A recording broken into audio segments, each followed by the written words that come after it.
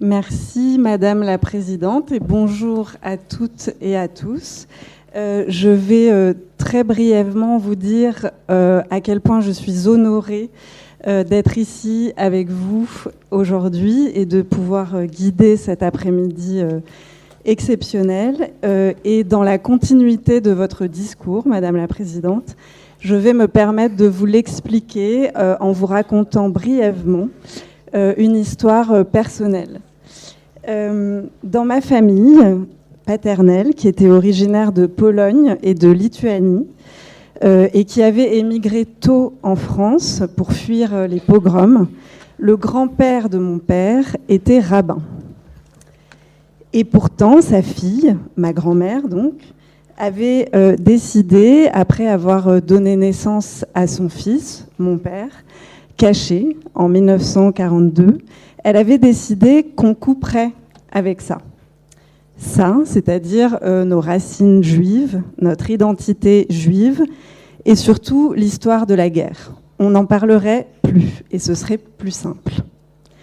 Mon arrière-grand-père a survécu à la guerre, et il s'est fait répertorier comme rabbin par l'UGIF, l'Union générale des institutions juives de France, qui était l'équivalent, si vous voulez, des conseils juifs en Europe pour la France.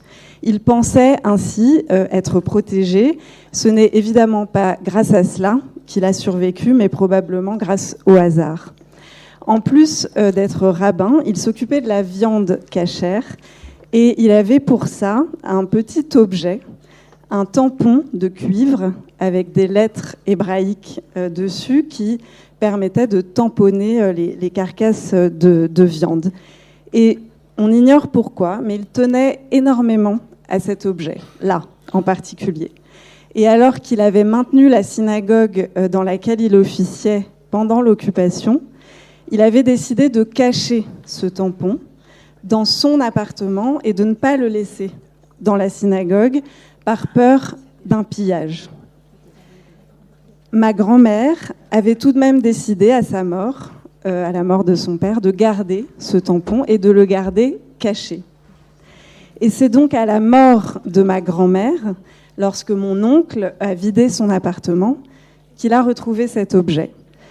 Mon oncle, nous étions devenus une famille complètement athée, mon oncle a souhaité se débarrasser de ce tampon, car, et il faut les comprendre, il y a aussi des héritiers qui veulent se débarrasser de cette histoire, pour qui cette histoire est trop lourde. Il a donc décidé de le confier à une dame qui était une voisine dans le même immeuble et dont il savait qu'elle était juive pratiquante ou observante et qu'elle fréquentait la synagogue où avait officié mon arrière-grand-père. Il lui a donc remis ce tampon.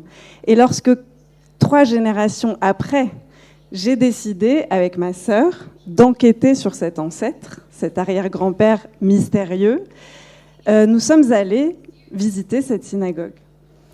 Et on nous a parlé d'une dame qui peut-être aurait connu notre arrière-grand-père, et vous me voyez venir, oui, cette dame était la voisine qui avait récupéré l'objet, et qui donc, lorsque nous l'avons rencontrée, est arrivée avec un petit sac et enveloppé dans du papier de soie, le tampon avec les lettres hébraïques. Alors, évidemment, il n'y a pas eu de spoliation dans cette histoire, mais d'une certaine façon, cet objet nous avait été pris par les silences mortifères liés à l'histoire de l'occupation en France. Et d'une certaine façon, même si la provenance ici, aucune commission ne s'est penchée dessus, aucun chercheur n'a travaillé dessus, et l'itinéraire s'est résumé à passer d'un étage à un autre à l'intérieur d'un immeuble, mais d'une certaine façon, cet objet nous revenait à nous plusieurs générations après. Alors si je me permets de commencer avec cette histoire personnelle, c'est parce que vous verrez que nous retrouverons un certain nombre de questions, de points qui sont soulevés par cette histoire au cours de cet après-midi et de ces échanges qui s'annoncent passionnants. Je voudrais donc souligner l'angle d'approche original qui a été voulu par la CIVS et qui est justement celui de donner une voix aux héritiers, aux ayants droit, et de questionner la mémoire de leur point de vue, celles et ceux à qui cette histoire revient, qu'ils le veuillent ou non.